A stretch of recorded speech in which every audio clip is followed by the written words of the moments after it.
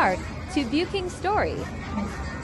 Si Maris talaga, nakarating yung talaga kanina, di ba bakla? Oo, Nakarating yung harapat siya ng matanda. Inalisan niya, pagsabi ko, ay, huwag yan.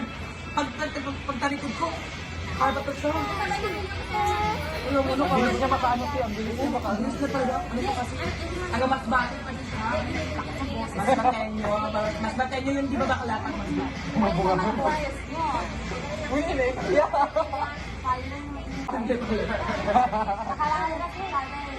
Hindi yung mga kritik na inisensya na Yun yung sabi ng ibang tao sa akin. Pati siya na Eric. ang selfie mukha nyo. Ganun pala libag-libag na. Asan na yung nag-delete yan? Wala na. Yung babae. Nag-delibang na yun. Bumabunga nyo na sa ano kayo sa public place kayo. Okay po, so nag-delibang na yun. Ano doon?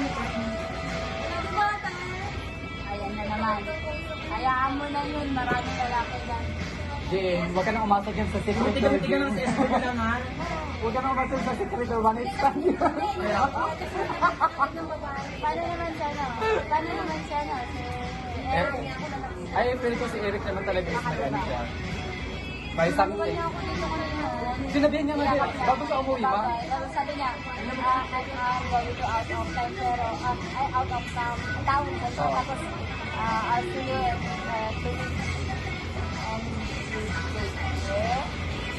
Sabi niya nga, ipakali niya. Yung lalaki na si ano, si Tigaman yun. Ipasok na lang ako. Ha? Ipasok na lang ako.